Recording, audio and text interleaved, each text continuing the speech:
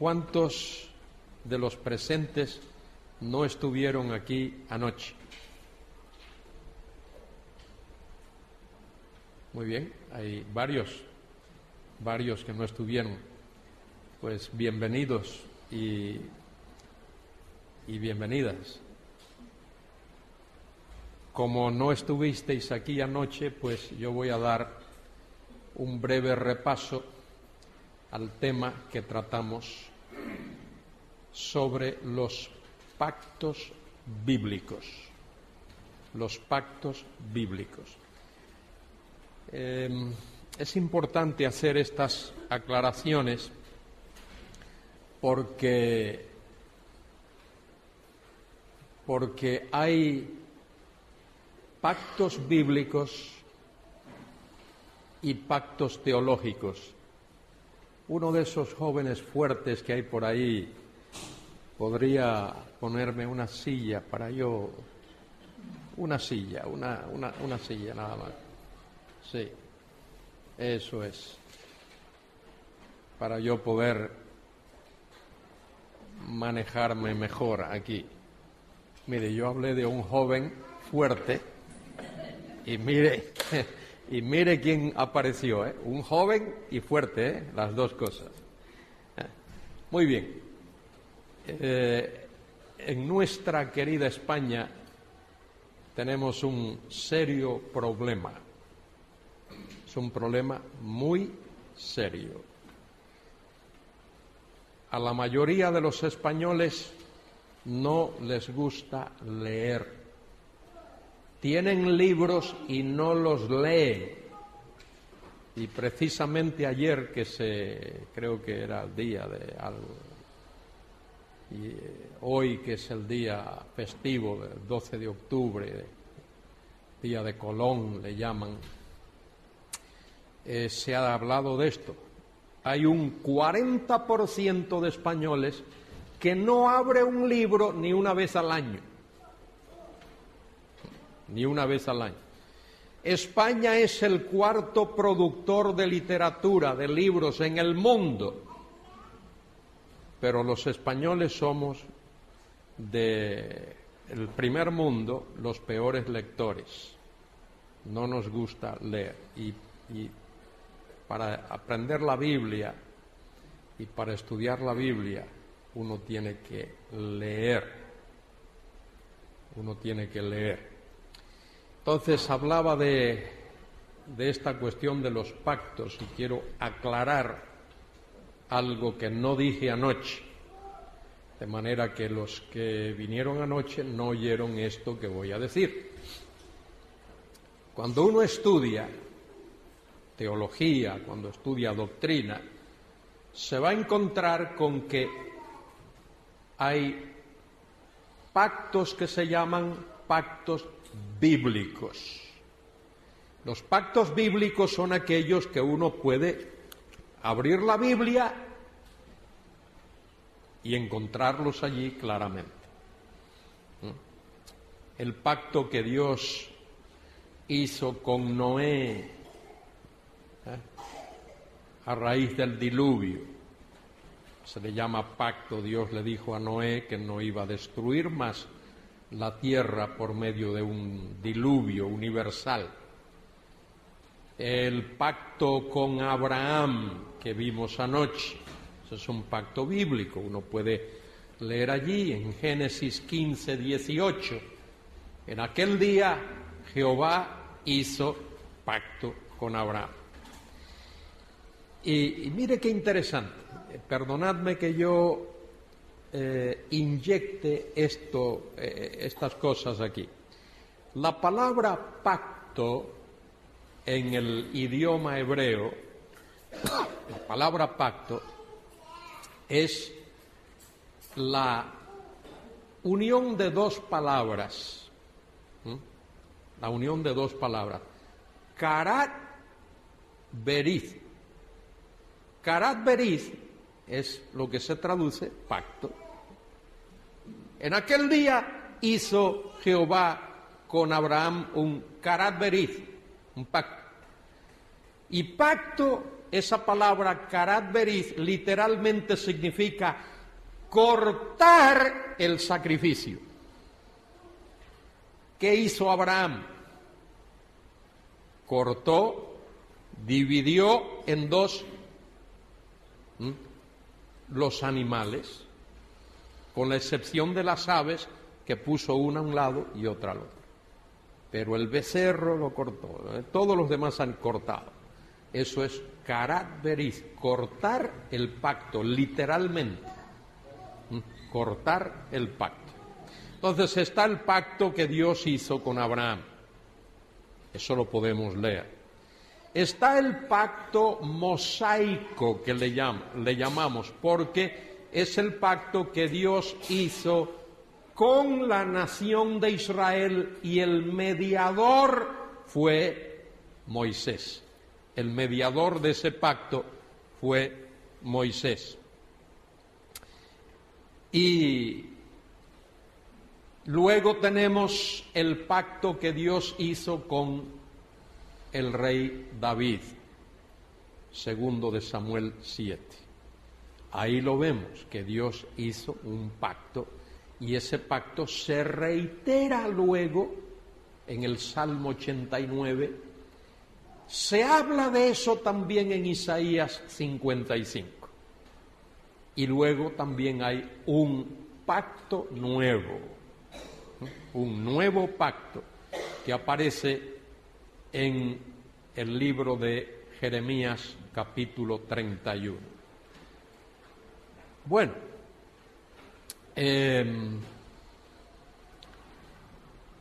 ¿y qué es aquello que se llama pactos teológicos? He hablado de pactos bíblicos, ¿verdad? ¿Cuáles son los pactos bíblicos?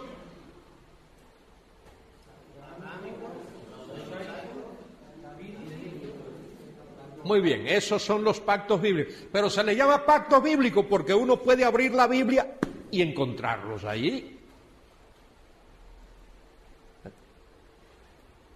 Y esos son los pactos que nosotros principalmente manejamos. Ahora, hay pactos teológicos. Pactos teológicos son aquellos que no están especificados como tales en la Biblia. Que uno lo deduce. Al leer la Biblia, los teólogos los deducen, pero son deducciones. Por ejemplo, los teólogos utilizan la expresión pacto de la gracia. Pacto de la gracia. O pacto de la redención. O pacto de las obras. Esos pactos no están expresados como tales en la Biblia. Se le llama pactos teológicos porque por allá por el siglo XVII, 1600 y algo, unos teólogos, no es necesario mencionar sus nombres, unos teólogos dedujeron que en la eternidad las tres personas de la Trinidad hicieron un pacto. Un pacto de la gracia, pacto de crear el universo, de hacer las cosas, pacto. Y luego entonces,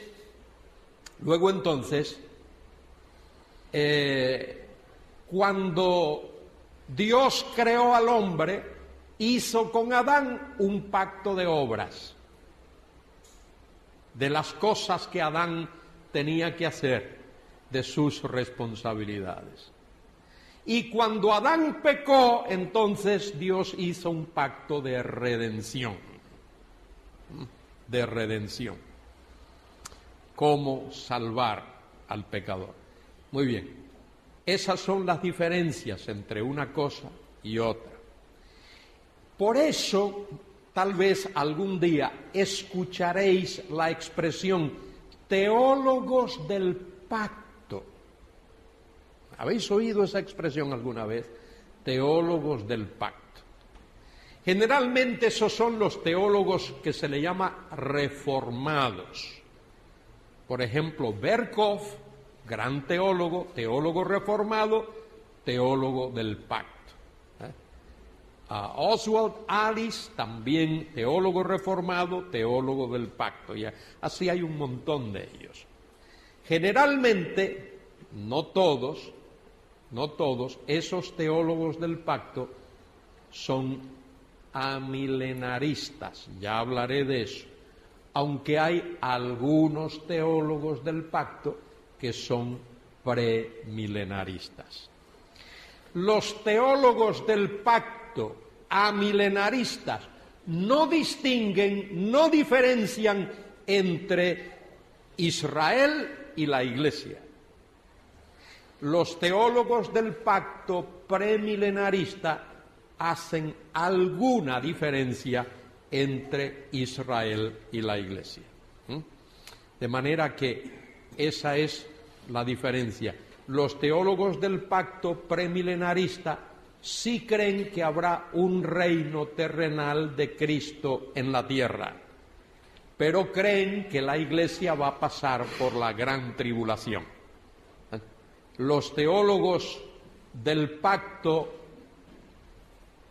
amilenaristas no creen que habrá un reinado terrenal de Cristo, un reinado milenial, un reinado de 1000 años de Cristo en la tierra.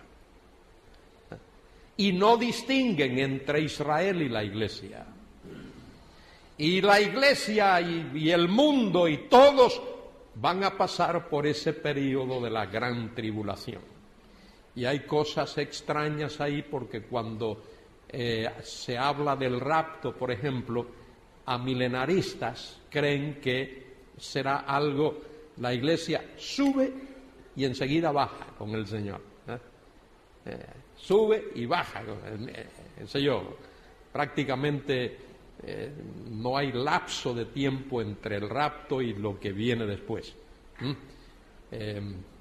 Son cosas raras que ocurren, pero sí quería que entendieseis eso de pactos bíblicos y pactos teológicos. Ahora voy a decir algo de los pactos teológicos. De los pactos bíblicos. Voy a decir algo concretamente de los pactos bíblicos. Hay pactos bíblicos incondicionales y hay por lo menos un pacto bíblico que es condicional. ¿Cuál es la diferencia entre pactos bíblicos condicionales y pactos bíblicos incondicionales? ¿Cuál sería la diferencia?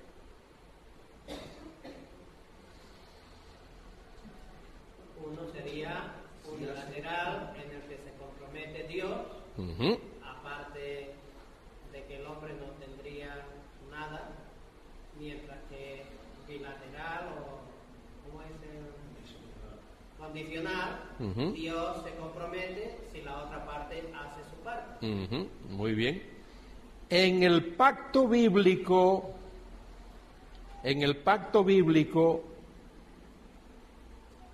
incondicional, solo Dios se compromete. Dios no le dice al hombre, para que esto se cumpla, tú tienes que cumplir esto, tienes que hacer esto. Por eso el pacto abrahámico es un pacto incondicional. Dice, en aquel día hizo Dios un pacto con Abraham. Podéis buscar el texto otra vez, Génesis capítulo 15, versículo 18. En aquel día hizo Jehová un pacto con Abraham diciendo, a tu descendencia daré esta tierra desde el río de Egipto hasta el río grande, el río Éufrates. Esa es la promesa de Dios. Cuando Dios hizo esa promesa a Abraham, ¿cuántos hijos tenía Abraham? 0, ninguno. Pero Dios le dice a Abraham que le va a dar una descendencia. De manera que el pacto abrahámico tiene que ver con descendencia y tiene que ver con tierra y tiene que ver con bendiciones. Esas son 3 características importantes del pacto abrahámico. Descendencia, simiente, tierra y bendiciones. Y Dios hizo a Abraham 3 grandes promesas. Una promesa personal. Dios le dijo a Abraham: te voy a bendecir a ti, Abraham. Segundo, Dios le hizo a Abraham una promesa nacional. Voy a bendecir tu simiente, tu descendencia. Y tercero, Dios le hizo a Abraham una promesa universal. En tu simiente todas las familias de la tierra serán benditas. 3 clases de promesas hizo Dios a Abraham. Ahora, el pacto mosaico, ese pacto es condicional, porque ese pacto depende de el compromiso que el pueblo de Israel hizo con Dios. Ya lo veíamos anoche en Éxodo 19:8, y todo el pueblo respondió a una y dijeron: todo lo que Jehová ha dicho haremos. Y Moisés refirió a Jehová las palabras del pueblo. El pueblo dijo: todo lo que Dios ha dicho, eso haremos. Pero sabemos bien que el pueblo no cumplió con ese compromiso suyo. Y luego en el capítulo 24 del Éxodo, versículo 7, dice: y tomó el libro del pacto y lo leyó a oídos del pueblo. Moisés tomó el libro del pacto. Fijaos que a la ley se le llama libro del pacto. Tomó el libro del pacto y lo leyó a oídos del pueblo, el cual dijo: haremos todas las cosas que Jehová ha dicho y obedeceremos. Y obedeceremos. El pueblo se comprometió a hacer y a obedecer los preceptos de la ley. Debo añadir ahora aquí, ya que estoy hablando de esto, que el pacto que Dios hizo con la nación de Israel a través de Moisés como mediador, ese pacto tiene una estructura muy similar a la de los pactos o alianzas o compactos, como le llaman algunos, que los reyes de la antigüedad hacían con sus vasallos. Si uno estudia la literatura de los tiempos de Moisés, uno se da cuenta que hay una gran similitud entre los pactos o compromisos o alianzas, otra palabra que se usa, alianza, entre los reyes antiguos. Por ejemplo, los eteos, pueblo famoso que ocupó gran parte del Asia Menor y luego parte de la Palestina. Ese pueblo, los reyes eteos, hacían alianzas con sus vasallos. En esas alianzas había primero un preámbulo histórico, un prólogo histórico. Por esto y esto y esto, toda una historia. Y luego esa alianza o ese pacto iba seguida de preceptos, normas, leyes, exigencias. Y luego al final había párrafos que hablaban de las retribuciones. Si el pueblo que había hecho esa alianza con el rey cumplía con su compromiso, el rey se comprometía a darles ciertas bendiciones y a protegerlo y a bendecirlo, por así decir. Pero si el pueblo desobedecía, quebrantaba, transgredía esos preceptos, esas normas, esas leyes, ese compromiso, entonces el rey castigaría a sus vasallos. Y ese es exactamente el formato que encontramos en el pacto mosaico. En el pacto abrahámico, Dios promete a Abraham darle una simiente y una tierra. Algunos teólogos, particularmente esos llamados teólogos del pacto amilenarista, dicen: es que el pacto abrahámico era condicional. El pacto abrahámico estaba condicionado a la obediencia. Si había desobediencia, entonces el pacto era cancelado, era anulado. Pero cuando uno lee la Biblia, se da cuenta de que no es así. Abraham, en algún momento de su vida, después del pacto, desobedeció. Seguro que desobedeció. Pero Dios no canceló el pacto, Dios le confirmó el pacto a Abraham. No por su desobediencia, sino a pesar de su desobediencia. En una ocasión, Abraham presentó a Sara como su hermana, siendo su esposa, aunque era media hermana, pero él solo dijo media verdad, y dicen por ahí que media verdad equivale a una mentira. Y luego, después de que Abraham muere, ¿qué hace Dios? En el capítulo 28 del Génesis, Dios reitera el mismo pacto, las mismas promesas a su hijo Isaac, de manera que el pacto está vigente. ¿Qué le dice Dios a Isaac? Dios le aparece a Isaac y le dice: yo soy el Dios de Abraham, y lo que le prometí a Abraham, te lo prometo a ti, te lo reitero a ti, darte simiente y darte la tierra, la misma tierra.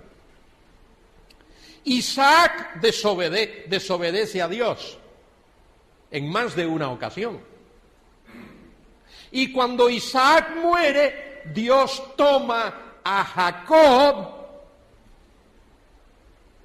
y le promete lo mismo que había prometido antes. Y le aparece a Jacob allí en Betel, y ¿qué le dice a Jacob? Yo soy el Dios de Abraham y el Dios de Isaac. Lo que le prometí a tu padre y a tu abuelo, te lo prometo a ti: simiente y tierra. De manera que el pacto abrahámico es incondicional porque depende del compromiso de Dios. ¿Cuál fue el compromiso de Dios? Génesis 15, 18, en aquel día Dios hizo pacto con Abraham. Mirad por un instante dos pasajes de la Biblia. En el capítulo 11 de la carta de Pablo a los Romanos.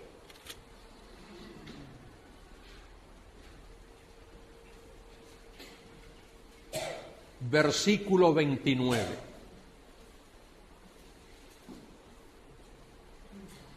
Romanos 11, 29. Claramente dice allí, porque irrevocables son los dones y el llamamiento de Dios.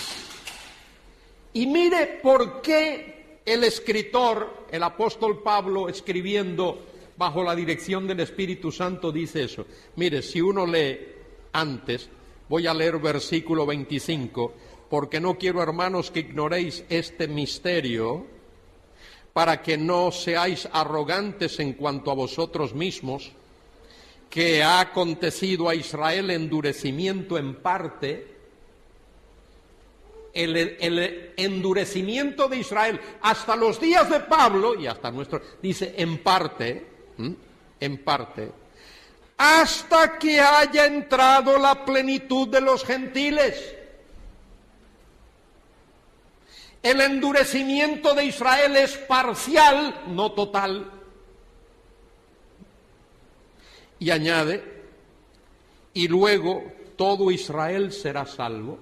Luego, después de eso, ¿después de qué? De que la plenitud de los gentiles haya entrado, todo Israel será salvo. Ya hablaremos de eso en otra oportunidad. Como está escrito, vendrá de Sión el libertador, mire, que apartará de Jacob la impiedad, y este será mi pacto con ellos cuando yo quite sus pecados. Y eso tiene que ver con el nuevo pacto que vimos anoche. Cuando yo quite sus pecados. Así que, en cuanto al Evangelio, son enemigos por causa de vosotros. Pero en cuanto a la elección, yo no puse esa palabra ahí, Ese versículo siempre ha estado ahí. ¿Alguien tiene una copia de la epístola a los romanos en que ese versículo no esté? ¿Alguien tiene aquí una copia de la epístola a los romanos que no aparezca ese versículo? No, siempre ha estado ahí. En cuanto a la elección, son amados. Mire por qué, mírelo, ¿por qué? ¿Por causa de quién? ¿Cuáles padres? Abraham, Isaac, Jacob y David.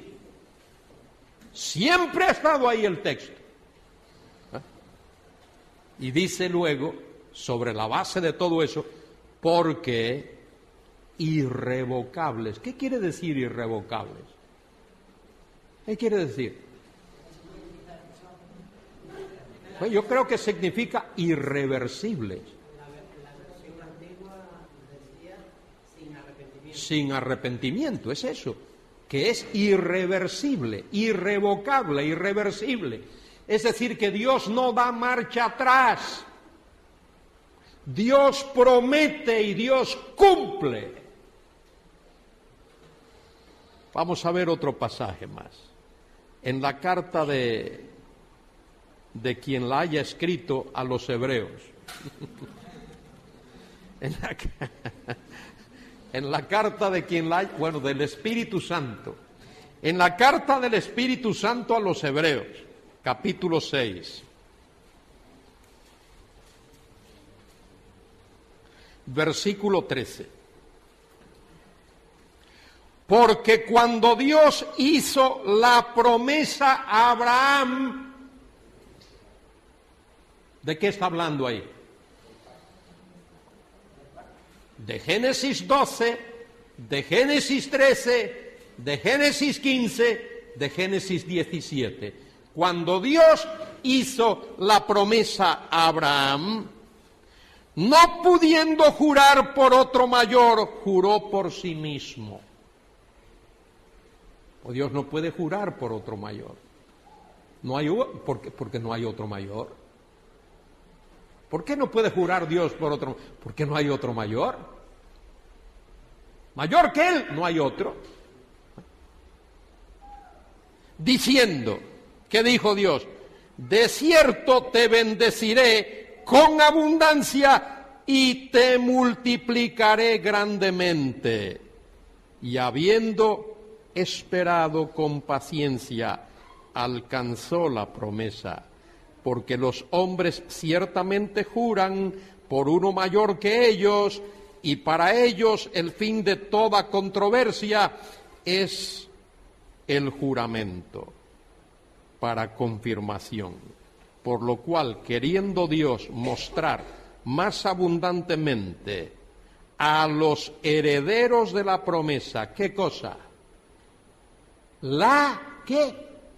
Inmutabilidad de su ¿qué? Consejo. ¿Y qué significa la palabra consejo? Os lo digo porque no lo vais a adivinar. Su decreto. Su decreto. La palabra consejo ahí es la palabra decreto. Su propósito eterno, su consejo, lo que Dios había decidido ya en la eternidad. Señores, Dios no está todos los días viendo a ver qué hace. Dios tiene un plan eterno. Dios tiene un diseño eterno. Y lo que Dios está haciendo es llevando a cabo su propósito eterno que se va a consumar. Y esa consumación la vemos en el último libro de la Biblia, el libro del Apocalipsis. El libro del Apocalipsis es cómo Dios va a consumar su plan eterno. Mire, algo así. Dios es rey de un reino eterno. Eso la Biblia lo dice de principio a fin. En el principio creó Dios los cielos y la tierra. De manera que Él es el creador y el creador es el dueño y el dueño es el soberano. Dios es creador de cielos y tierra. Él es el rey de un reino. Pero ese reino de Dios, esa autoridad de Dios ha sido desafiada, ha sido retada. Hay una criatura, un ser creado por Dios, el ángel de luz, Lucifer, Satanás, el diablo, la serpiente antigua, el dragón, Raab, la serpiente sinuosa. Ese diablo, Satanás, ha desafiado la autoridad de Dios. Ese ser, criatura, dice, yo soy el soberano. Dios dice, tú no, yo soy el único soberano. Y entonces, ¿qué es lo que la Biblia nos enseña? De Génesis a Apocalipsis. De Génesis a Apocalipsis, si tú quieres resumir la Biblia en un parrafito, en forma de telegrama, toda la Biblia dice esto: cómo el Dios eterno, el soberano, se propone establecer, implantar su soberanía, su autoridad en todo el universo. De eso trata la Biblia. Eso es lo que la Biblia nos enseña. Cómo Dios lo hace. Y en el libro del Apocalipsis vemos esa consumación. De manera que en la carta a los Hebreos dice allí, por lo cual queriendo Dios mostrar más abundantemente a los herederos de la promesa la inmutabilidad de su consejo, interpuso juramento, para que por dos cosas inmutables, en las cuales es imposible que Dios mienta, tengamos un fortísimo consuelo los que hemos acudido para asirnos a la esperanza puesta delante de nosotros. ¿Cuáles son las dos cosas inmutables? ¿Cuáles son? Su palabra y su juramento, su pacto. Dos cosas inmutables. Por eso, ese pacto abrahámico es incondicional, Dios no pone condiciones, y es un pacto inmutable, Dios no lo cambia. El pacto mosaico es el que Dios hizo allí en el monte Sinaí con la nación de Israel. Ya lo veíamos anoche. Y en ese pacto Dios dio leyes al pueblo. Ahí están esos mandamientos, esos mandamientos. El capítulo 20 del libro del Éxodo, capítulo 6 de Deuteronomio en adelante, ahí está. Y los judíos repiten eso, el famoso Shema Yisrael, Shema Yisrael, Adonai Eloheinu, Adonai Echad. El Señor nuestro Dios, el Señor uno es. Y como Él es uno, Él es Echad, es uno, la palabra Echad es uno, pero en pluralidad. La misma palabra que se usa para hablar del matrimonio. Por esta causa dejará el hombre a su padre y a su madre y se unirá a su mujer y los dos serán una sola, Echad, carne. Pero el hombre está allí y la mujer está acá. Y yo veo dos personas, pero delante de Dios es una carne.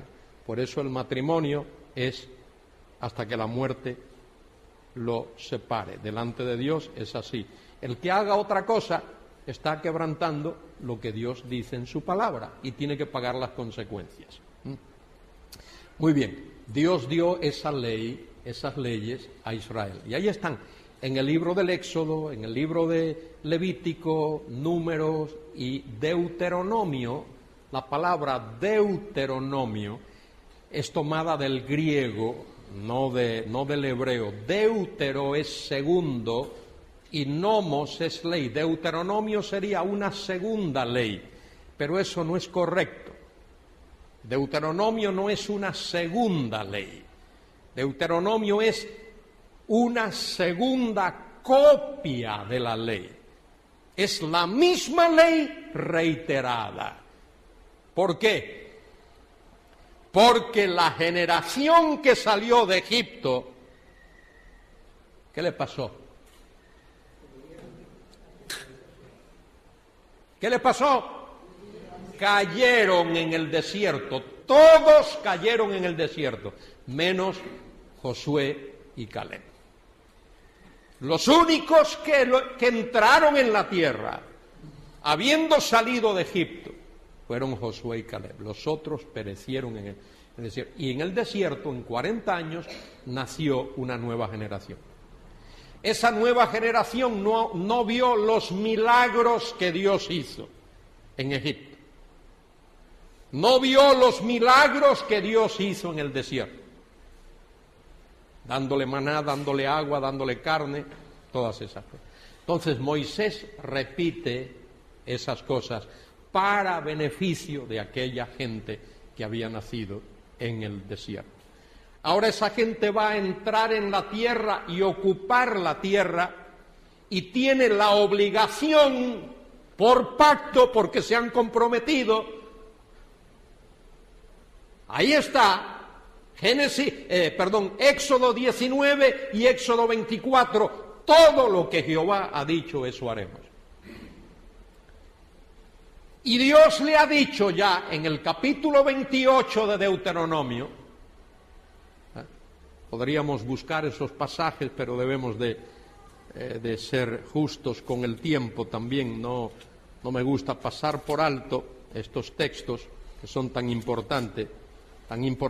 Dios les había dicho a ese pueblo lo que les iba a pasar. Deuteronomio capítulo 28.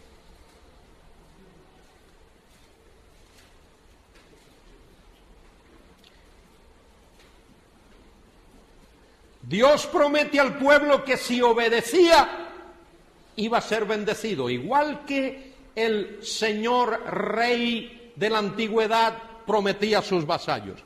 Deuteronomio capítulo 28. Acontecerá que si oyeres atentamente a la voz de Jehová tu Dios, para guardar y poner por obra todos sus mandamientos que yo te prescribo hoy, también Jehová tu Dios te exaltará sobre todas las naciones de la tierra. Mire, eso se va a cumplir en el milenio, cuando Cristo venga y reine sobre su pueblo. Israel va a estar por encima, por cabeza, dice allí en Zacarías capítulo 14, de los pueblos. Dice, versículo 2, y vendrán sobre ti todas estas bendiciones y te alcanzarán si oyeres la voz de Dios. Condicional, pacto mosaico, condicional. Si oyeres la voz de Jehová tu Dios.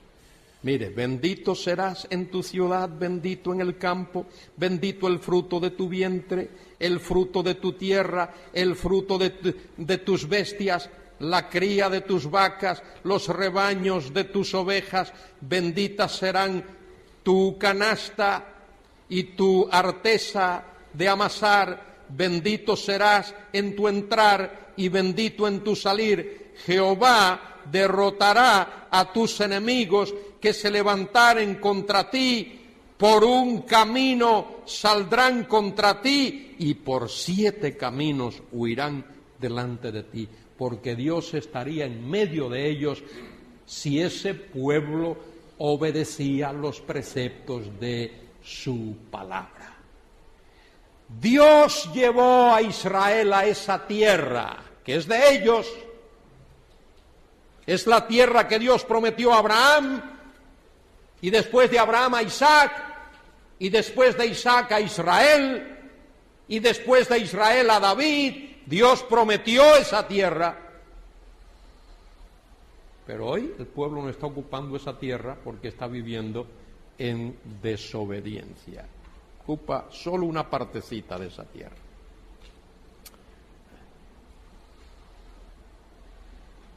Jehová te enviará su bendición sobre tus graneros y sobre todo aquello en que pusieres tu mano, y te bendecirá en la tierra que Jehová tu Dios te da.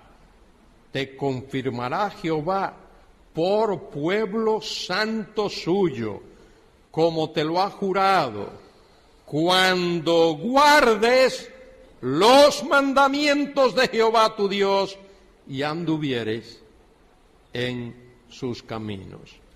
Y verán todos los pueblos de la tierra que el nombre de Jehová es invocado sobre ti y te temerán. Cuando hay un pueblo santo de Dios que practica la santidad y la obediencia, las demás gentes tiemblan, temen. El gran temor del mundo es ver que haya un pueblo santo de Dios practicando la santidad. Por eso es que Dios puso ese pueblo allí. Mire, la tierra esa de Israel es el puente, une al Asia con el África, con Europa. Era el paso de todas las caravanas, de todos los viajes de turismo, por así decir. Ese era, los que iban a Babilonia, los que iban a Egipto, los que pasaban por allí. Y esa es precisamente la razón por la cual Dios coloca a ese pueblo en esa tierra. Y le da esos preceptos y le da esos mandamientos. Por eso Dios da libros que no estudiamos y nos sorprendemos a veces cuando leemos un trocito. Libros como Proverbios, como Cantares, como Eclesiastés, como los Salmos, otros libros que le llamamos poéticos, tremendas enseñanzas. Dios da esos libros para que el pueblo viva la ética de Dios allí en la tierra. Dios se le da el libro de Proverbios para que sepa cómo relacionarse uno con otro y cómo relacionarse con la familia, en el hogar, en el trabajo, cómo criar a los niños y a los jóvenes, cómo educar Y Dios da el libro de Cantares para que el pueblo supiese cómo una relación matrimonial a ese nivel humano, físico, puede llevarse en este mundo y debe llevarse en este mundo. Y cuando aquella gente, viajeros que pasaban por allí, viesen a ese pueblo bendecido, disfrutando de la abundancia, se preguntasen ¿por qué? Y la respuesta debía de ser porque este es el pueblo que adora y sirve al único Dios vivo y verdadero. Ahora, más adelante, si seguís leyendo, Dios le dice al pueblo, si no me obedeces, será todo lo contrario. Voy a leer versículo 13, dice, te pondrá Jehová por cabeza y no por cola, estarás encima solamente y no estarás debajo, si obedecieres los mandamientos de Jehová tu Dios, que yo te ordeno hoy, para que lo guardes y lo cumplas. Y si no te apartares de todas las palabras que yo te mando hoy, ni a diestra ni a siniestra, para ir tras los dioses ajenos a servirle. Y luego viene los versículos del 15 en adelante, ¿qué pasaría si el pueblo desobedecía? ¿Qué pasaría si el pueblo desobedecía?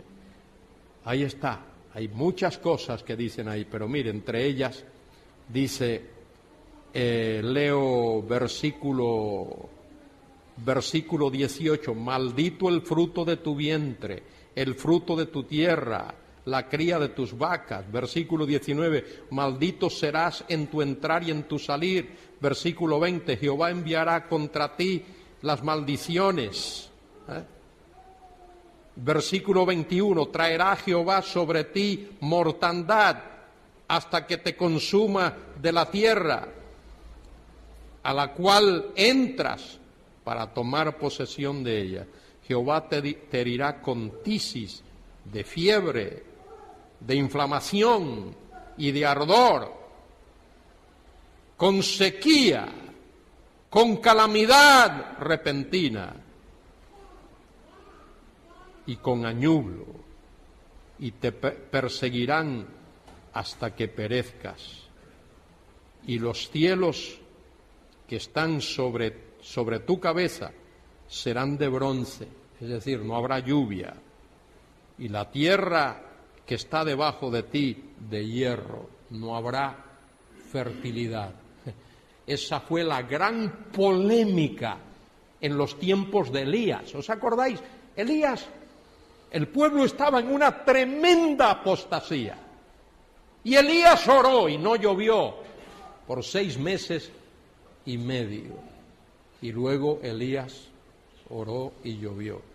Pero en medio de aquello, Elías fue con los profetas de Baal al monte Carmelo. Y allí hubo una gran polémica entre Elías y los profetas de Baal. Porque los cananeos, los habitantes de la tierra que el pueblo de Israel había dejado allí, y que muchos judíos se habían contaminado con ellos, creían que Baal era el dios de la lluvia. Según la mitología cananea, dice, Baal es el dios de la lluvia, el dios del trueno, el dios de la fertilidad. Cuando llueve es Baal el que hace llover. Cuando truena es Baal hablando. Cuando la tierra da su fruto es Baal, porque cuando llueve, mire la mitología cananea, la lluvia es el semen de Baal fertilizando el útero de su consorte, la diosa Astarot o Astarte, la diosa de los cananeos. Eso es lo que creían esos inicuos, malvados, inverecundos cananeos. Y el pueblo se contaminó con ellos, y por eso Dios trajo calamidad al pueblo. Y Dios cumplió cumplió eso que dice ahí Deuteronomio 28, Dios lo cumplió literalmente, porque ese pacto mosaico es un pacto condicional, ese pacto es un pacto condicional. Dios lo cumplió. Pero mire todo lo que ocurrió, mire la paciencia de Dios. El pueblo entró en la tierra, en el llamado período de los jueces, que duró unos 300 años. Y ese período es un sube y baja, un sube y baja, sube y baja. Pero Dios, 300 años, tuvo paciencia con aquel pueblo. Luego aquel pueblo pidió un rey, pero no para que le guiara por el camino de Dios, para ser como las demás naciones. Y Dios le dio a Saúl, de la tribu de Benjamín. Ellos escogieron a Saúl por su apariencia física, alto, esbelto, atractivo, pero carnal. Y Dios desarraigó a Saúl y mandó a Samuel a ungir al rey David, hombre según el corazón de Dios. Y David reinó por 40 años. Tuvo sus errores, tuvo sus imperfecciones, pero era un hombre de Dios. Y luego, después de David, vino su hijo Salomón, que edificó el templo. Pero Salomón también hizo sus cosas desagradables a Dios. Y después de la muerte de Salomón, el reino se dividió. 10 tribus al norte, que se le llamó a veces Efraín, porque era la tribu más destacada en esa zona, o a veces se le llama Israel. Esas 10 tribus del norte siguieron la idolatría, prácticamente no hubo un solo rey que buscase a Dios. Desde Jeroboam, el primero de ellos, hasta el último, esos reyes no buscaron a Dios. Y Dios continúa hablando a ese pueblo, les dio 150 años más a las tribus del sur, Judá y Benjamín, y les mandó profetas. Mandó profetas para alertarlos, hablarles, pero el pueblo no oyó. Y Dios entonces mandó el juicio, el castigo, el cautiverio a Babilonia. 70 años en Babilonia. ¿Por qué? Mire, y el templo destruido. Esto es importante. El pueblo de Israel sin templo no puede adorar a Dios como la ley lo manda. Y el pueblo de Israel fuera de la tierra no puede recibir bendición como está en la palabra de Dios. De manera que Dios los saca de la tierra y les destruye el templo y los lleva allá a Babilonia, donde están 70 años. Habían cometido muchos pecados, pero hay 2 que sobresalían por encima de los demás. Uno, el de la idolatría, el quebrantar el primer mandamiento de la ley. Dios repudia la idolatría y el pueblo estaba sumergido, metido en la idolatría hasta las narices. Y la segunda ley que ellos violan es la ley del año sabático. Por su falta de fe, por su incredulidad, por su rebeldía, no dejaron descansar la tierra por 490 años, no dejaron descansar la tierra. Esos son los 2 grandes pecados que se mencionan allí en el segundo libro de Crónicas, capítulo 37, por los que el pueblo de Israel fue llevado cautivo a Babilonia. Y luego, después de esos 70 años, Dios, en su misericordia, les permite regresar a la tierra. Bueno, eso tiene que ver con el pacto mosaico. En estos días vamos a desarrollar un poquito más eso. El pacto davídico también es un pacto incondicional. Dios promete a David varias cosas en ese pacto davídico. Dios promete a David que de su descendencia siempre habrá uno que ocupe el trono. El pacto ese se estipula en el segundo libro de Samuel, capítulo 7, versículos del 12 al 16.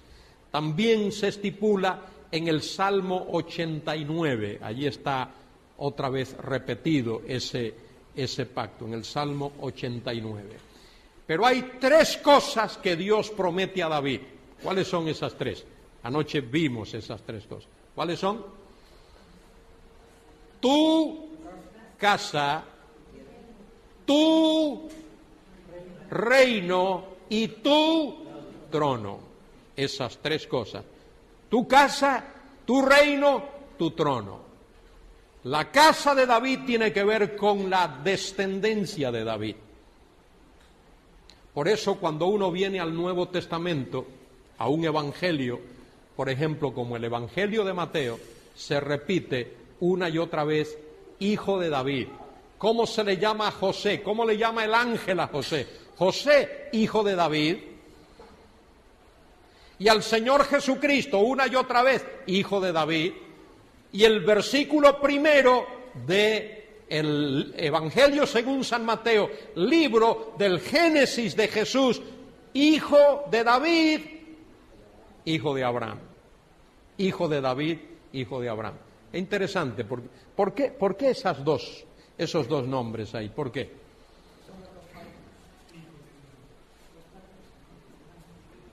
A ver, alguien que me aclare.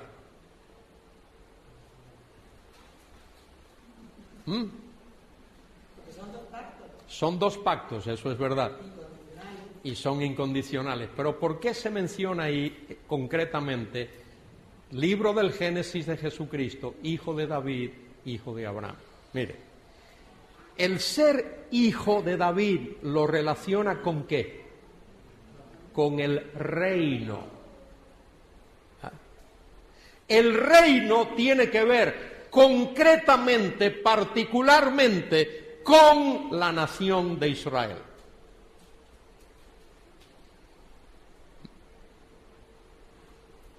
Y reinará sobre la casa de Jacob seculum seculorum, para siempre, para siempre. Anoche alguien me preguntó eso, ¿cómo es eso de que el reino es para siempre? No sé si está aquí la persona que me hizo esa pregunta. ¿Fuiste tú que me preguntó? Sí. Muy bien. El reino es para siempre, porque el reino no termina con los 1000 años de reinado. El Señor va a reinar sus 1000 años en la tierra, pero eso no significa que después de esos 1000 años ya deja de reinar. Eso lo dice allí en el libro de Daniel, capítulo 7. El reino será dado a los santos del Altísimo y ellos reinarán para siempre. Después del reino terrenal, milenial, es decir, de 1000 años en la tierra, el reino continúa por los siglos de los siglos, porque el Señor es Rey eterno. Ahora, ¿por qué dice allí libro del Génesis de Jesús, hijo de David? Porque eso lo conecta con el reino y lo conecta con la nación de Israel. ¿Por qué dice hijo de Abraham? Porque eso lo conecta con todas las naciones de la tierra. En tu simiente serán benditas, ¿quién? Todas las naciones de la tierra. De manera que ahí tenemos las dos realidades, Y luego hablamos del pacto nuevo. El pacto nuevo tiene que ver con redención, tiene que ver con la regeneración, tiene que ver con la nueva vida que tenemos en el Señor. En el capítulo 31 del libro de Jeremías,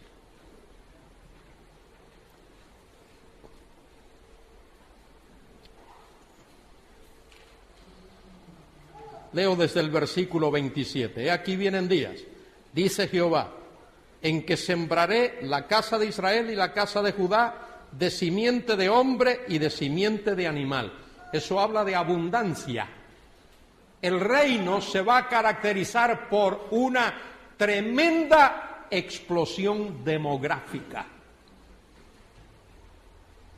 Ahora dicen, bueno, es que somos muchos, somos casi 7.000 millones, ahora no.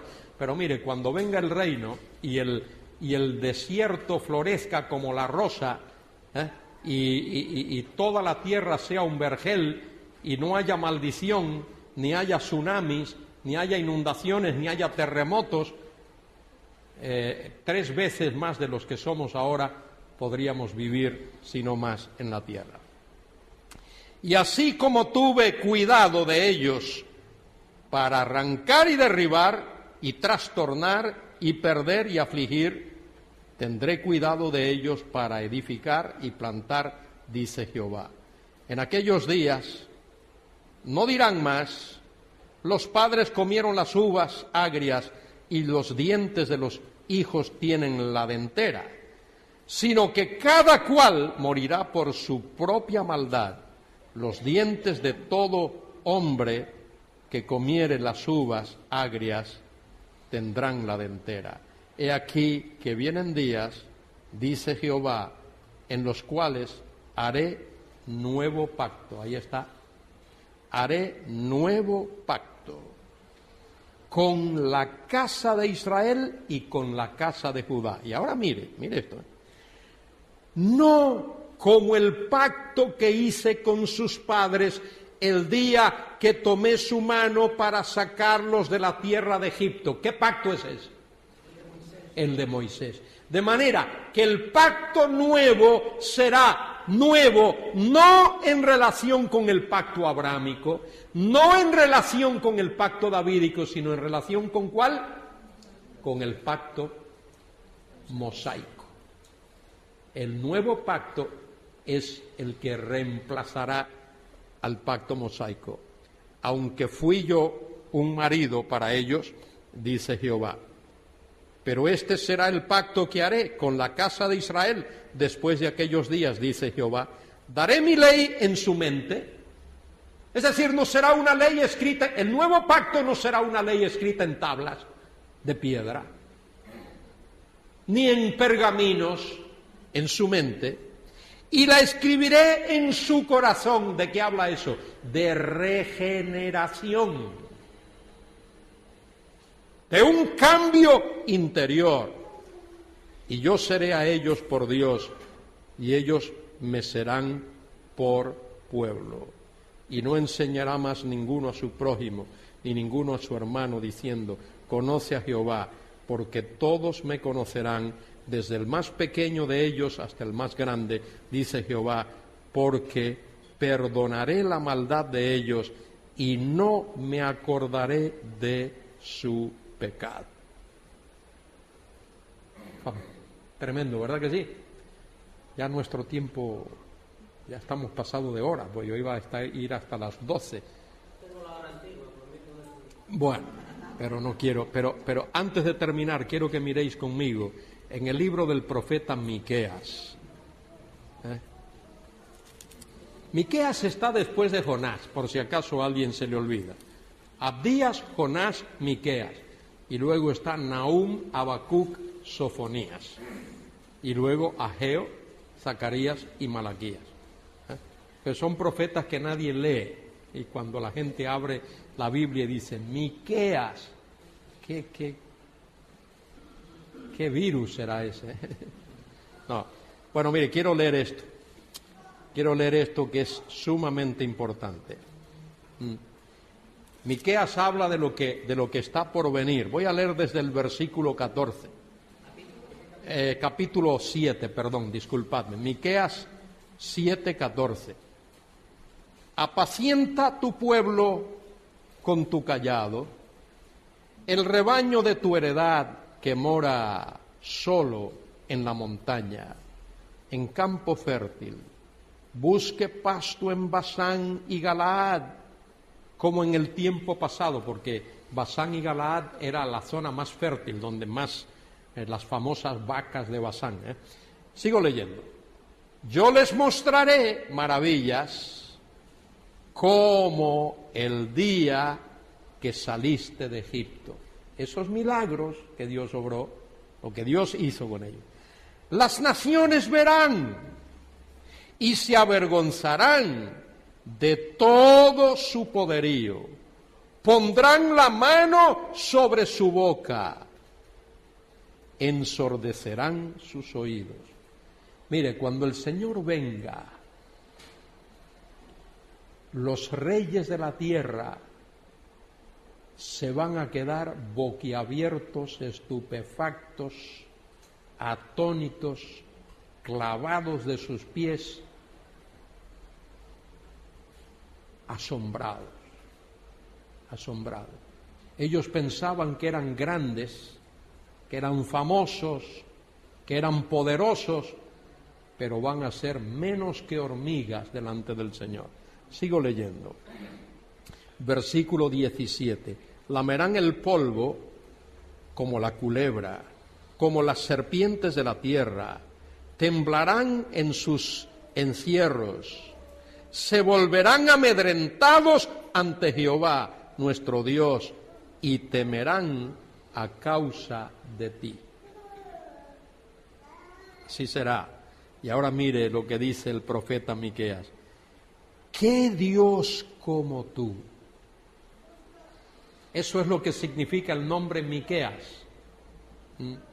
Micaías. ¿Quién como Jehová? ¿Quién como Jehová? ¿Qué Dios como tú, que perdona la maldad y olvida el pecado del remanente de su heredad? Es el remanente, No será todo judío, es el remanente que va a alzar sus ojos y va a pedir perdón al Mesías y lo va a reconocer. No retuvo para siempre su enojo, porque se deleita en la misericordia. Él volverá a tener misericordia de nosotros, sepultará nuestras iniquidades y echará en lo profundo del mar todos nuestros pecados. Y ahora mire, ¿por qué? Causa, cumplirá la verdad, es decir, la promesa, es decir, el pacto a Jacob y a Abraham, la misericordia que juraste a nuestros padres desde tiempos antiguos. Todo eso será porque las promesas de Dios y los compromisos de Dios y los pactos de Dios y los dones de Dios son, ¿qué? Irrevocables, irreversibles. Dios no da marcha atrás a su palabra. Bueno, esto era importante verlo. Yo quería que viésemos esto ahora, esta mañana, dar este repaso por la importancia de lo que vamos a ver después. Así es que vamos a terminar aquí. ¿Está bien? ¿O tenéis? Viene para allá, Sí. ¿Estamos bien? Sí, porque luego tenemos esta tarde y esta tarde podemos extendernos un poquito más. ¿Alguna pregunta?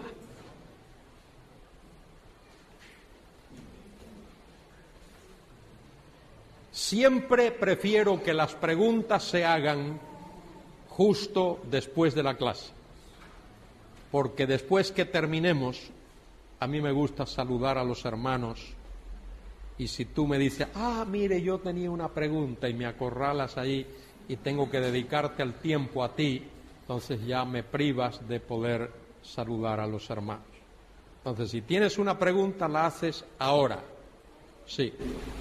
Nombró un salmo hablando sobre el pacto davídico. Salmo 89. Hay dos salmos importantes respecto de eso. Se los doy ahora, el Salmo 89 y el 72. Sí. Podría decir una palabra sobre el pacto de Davídico que se menciona en el libro.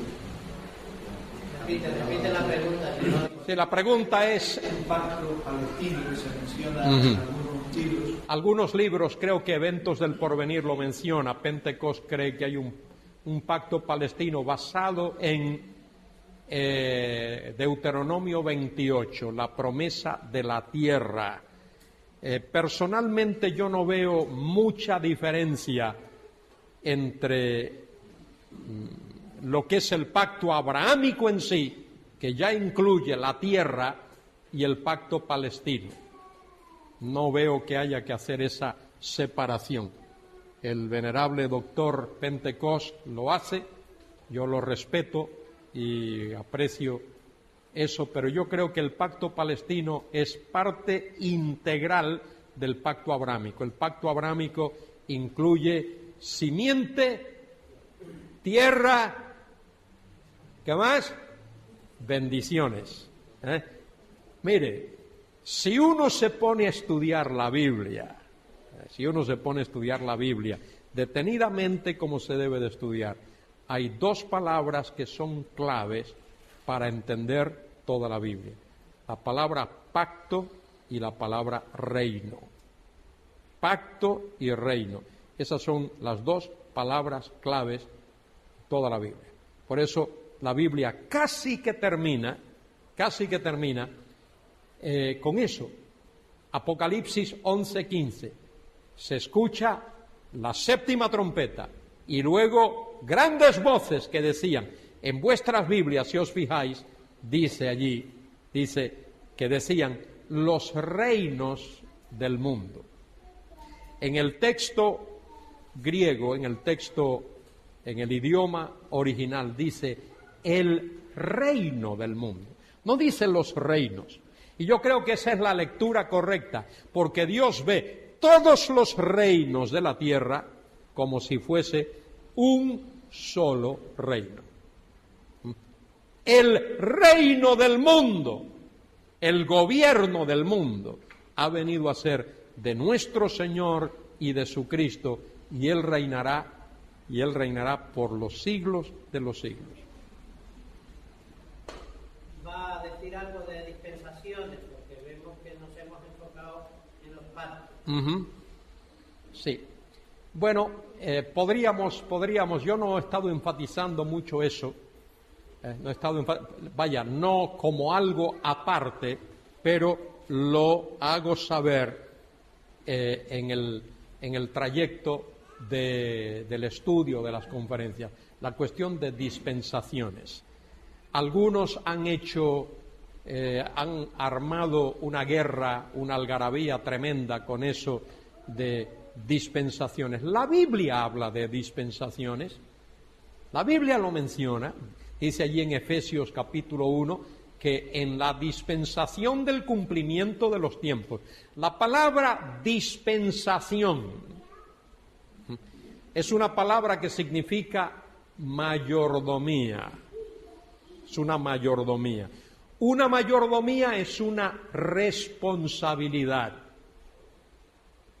Y yo relaciono esto de dispensaciones, lo relaciono con el tema del gobierno de Dios.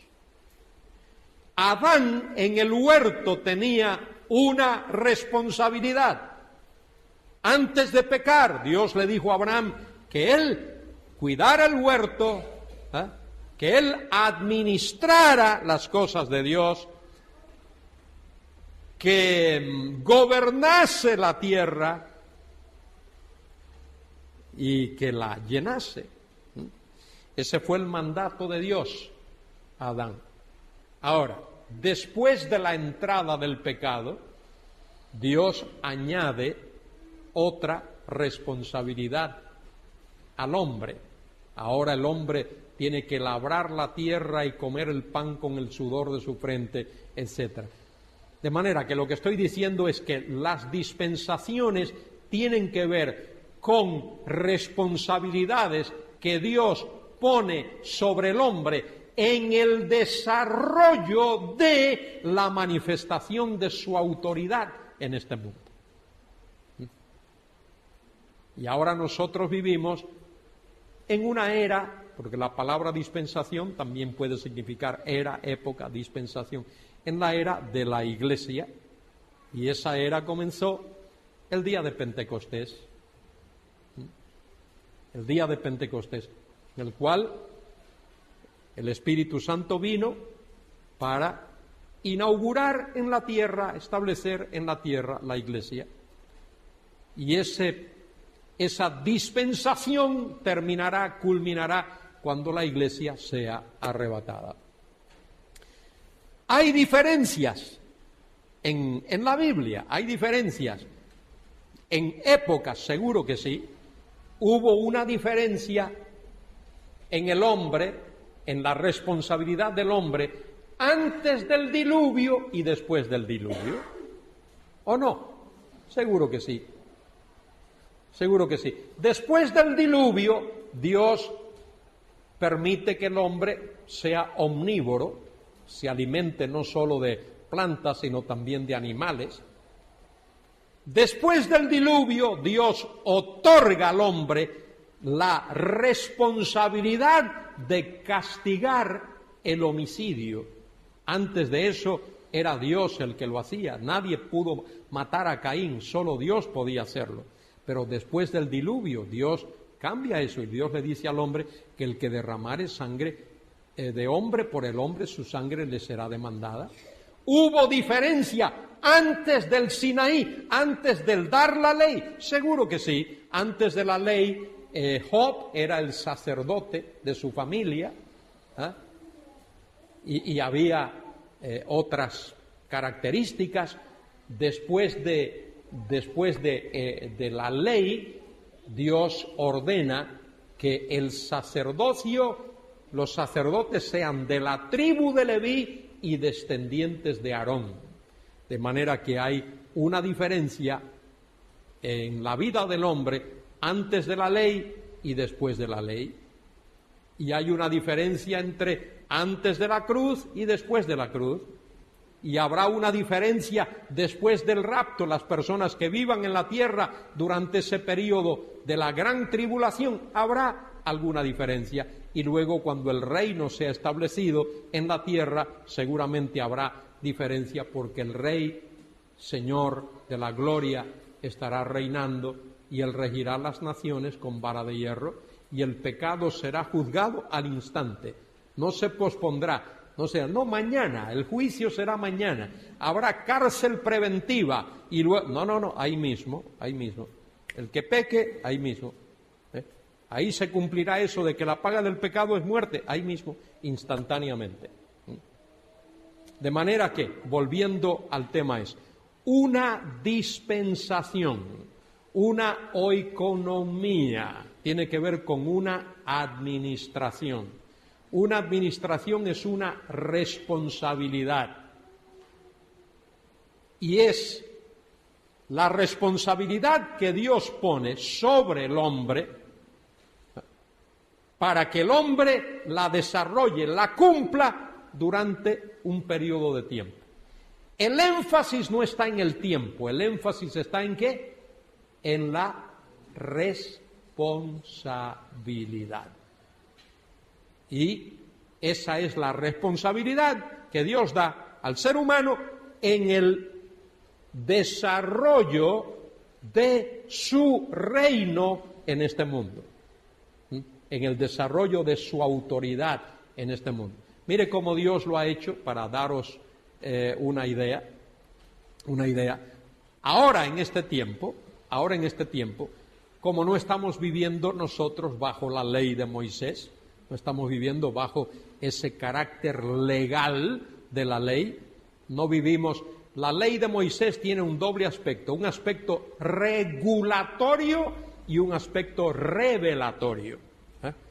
Nosotros no estamos bajo el aspecto regulatorio, estamos bajo el aspecto revelatorio de la ley. Ahí están esos mandamientos, son 10, de los cuales 9 se reiteran en el Nuevo Testamento, solo el del sábado no se menciona. De manera que, ¿cómo Dios manifiesta su autoridad? Mire cómo lo hace. Dios tiene en la iglesia, tiene sus líderes, tiene autoridad, tiene sus ancianos, tiene sus ancianos, y los miembros de la Iglesia tienen la obligación de someterse a la autoridad del pastor o pastores de sus ancianos, tienen la responsabilidad. En el hogar Dios ha puesto a los padres, al padre, al hombre, como cabeza del hogar, y hay una responsabilidad de la familia de someterse a la autoridad del padre. Eso lo manda la Biblia y eso es algo que Dios tiene vigente hoy, y posiblemente tenemos una sociedad destartalada, descuarajingada hoy, porque en la mayoría de los hogares, no sé lo que eso quiere decir, pero suena bonito, una sociedad destartalada, caos. ¿Por qué? Porque ese principio se ha perdido. Estábamos leyendo, mi esposa y yo, alguien me mandó un correo electrónico muy interesante. Esta mujer dice que se le acusa de ser una mala madre, y entonces dice ¿por qué? Que se le acusa de ser una mala madre porque ella enseña a sus niños a hablar bien, los enseña a vestirse, cuando ya están creciditos ella quiere saber a dónde van y les pone una hora, y que leen y que no leen, que miran, y todo eso, pone una serie de cosas, y entonces dice, y por eso me catalogan como una mala madre, pero la madre de Proverbios 31 dice que sus hijos se ponen en pie y la llaman bienaventurada. Mamá, qué buena eres, bienaventurada. Entonces, eso es un problema. Muy bien, en la iglesia, en la familia, en el hogar, en el gobierno civil, aunque tenemos gobernantes que son unos descarados y sinvergüenzas, y en muchos países, todos esos africanos que quieren venir a España vienen de países riquísimos. Nigeria es como el cuarto productor de petróleo del mundo, pero ese dinero va a parar a los bolsillos de unos pocos.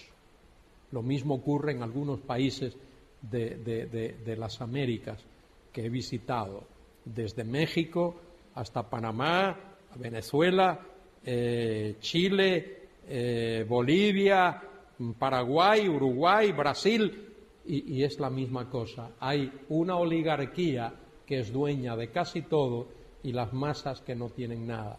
Bueno, eso es verdad, pero Dios ha puesto un gobierno civil y pone autoridades, y hay alcaldes, y hay presidentes de comunidades, y hay presidente de gobierno, y hay policías, y hay jueces, porque si no los tuviésemos, entonces esto sí sería caos.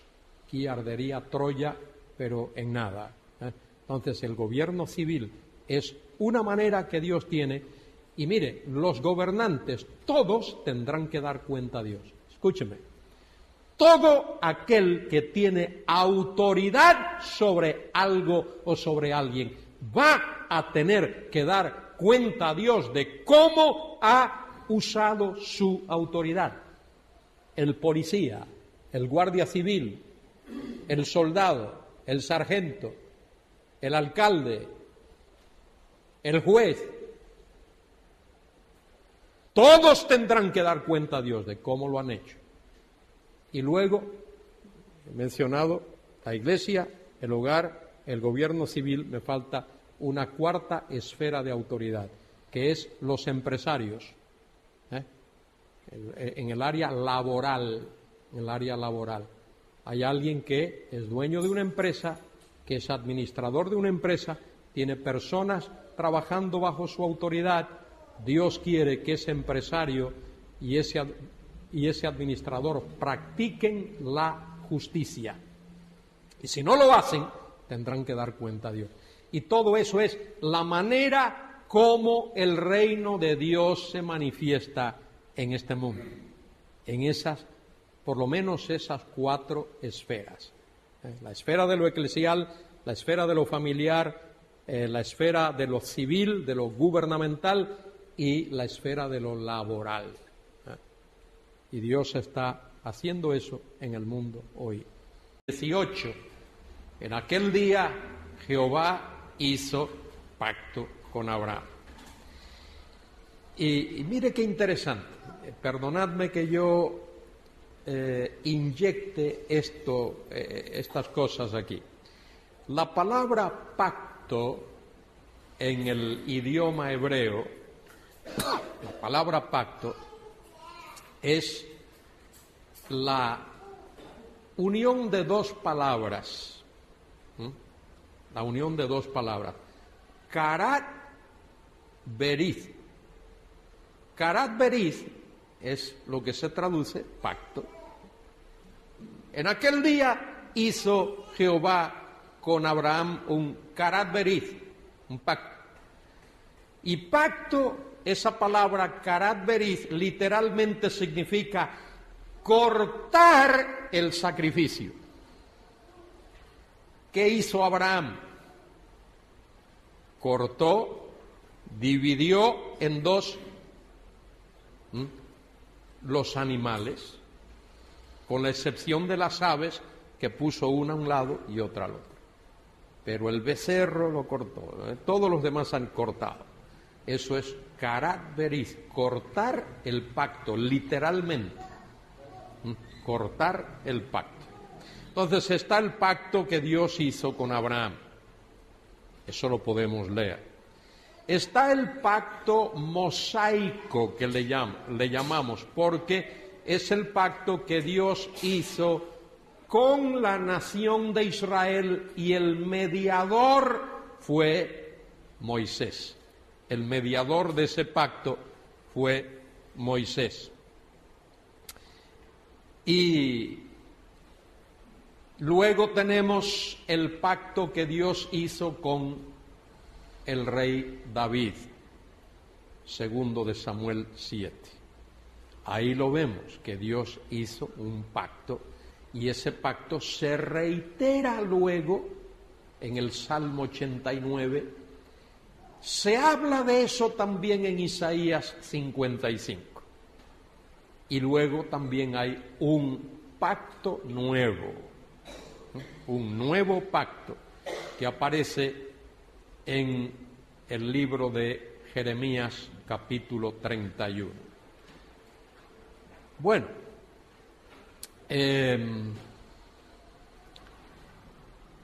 ¿y qué es aquello que se llama pactos teológicos?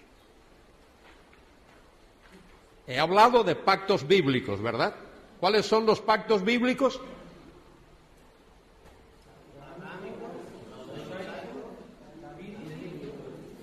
Muy bien, esos son los pactos bíblicos. Pero se le llama pacto bíblico porque uno puede abrir la Biblia y encontrarlos ahí. Y esos son los pactos que nosotros principalmente manejamos. Ahora, hay pactos teológicos. Pactos teológicos son aquellos que no están especificados como tales en la Biblia. Que uno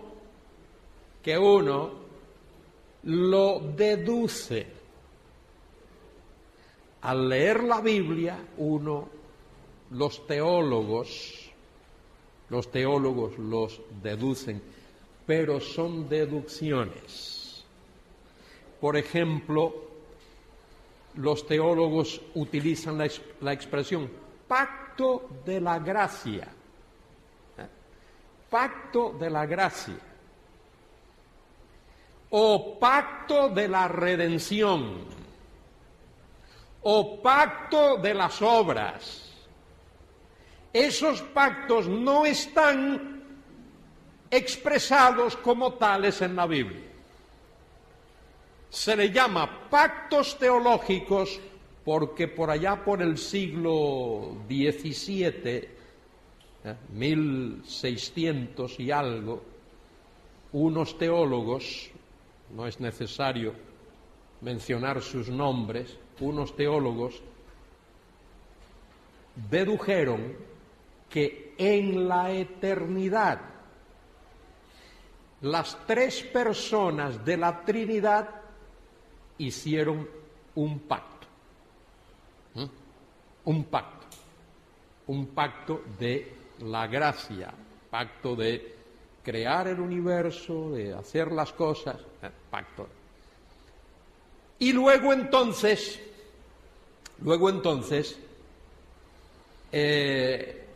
cuando Dios creó al hombre, hizo con Adán un pacto de obras, de las cosas que Adán tenía que hacer, de sus responsabilidades. Y cuando Adán pecó, entonces Dios hizo un pacto de redención.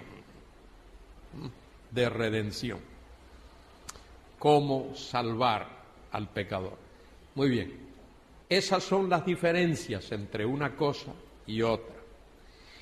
Por eso, tal vez algún día escucharéis la expresión teólogos del pacto. Hoy, que es el día festivo del 12 de octubre, día de Colón le llaman, se ha hablado de esto. Hay un 40% de españoles que no abre un libro ni una vez al año. España es el cuarto productor de literatura, de libros en el mundo, pero los españoles somos del primer mundo los peores lectores. No nos gusta leer y para aprender la Biblia y para estudiar la Biblia uno tiene que leer. Entonces hablaba de esta cuestión de los pactos y quiero aclarar algo que no dije anoche, de manera que los que vinieron anoche no oyeron esto que voy a decir.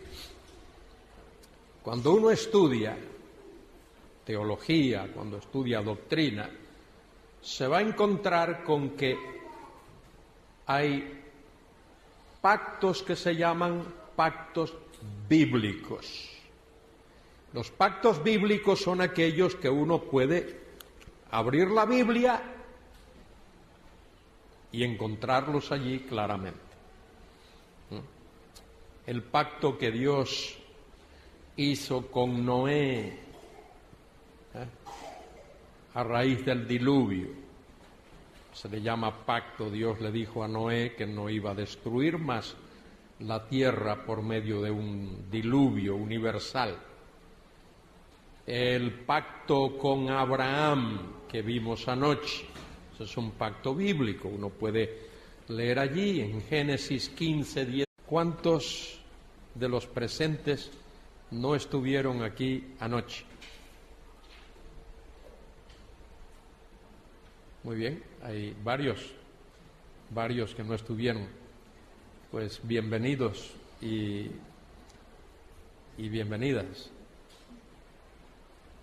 Como no estuvisteis aquí anoche, pues yo voy a dar un breve repaso al tema que tratamos sobre los pactos bíblicos. Los pactos bíblicos. Es importante hacer estas aclaraciones porque hay pactos bíblicos y pactos teológicos. Uno de esos jóvenes fuertes que hay por ahí podría ponerme una silla para yo, una silla nada más. Sí, eso es, para yo poder manejarme mejor aquí. Mire, yo hablé de un joven fuerte y mire quién apareció, un joven y fuerte, las dos cosas. Muy bien. En nuestra querida España tenemos un serio problema. Es un problema muy serio. A la mayoría de los españoles no les gusta leer. Tienen libros y no los leen. Y precisamente ayer, creo que era el día de algo, y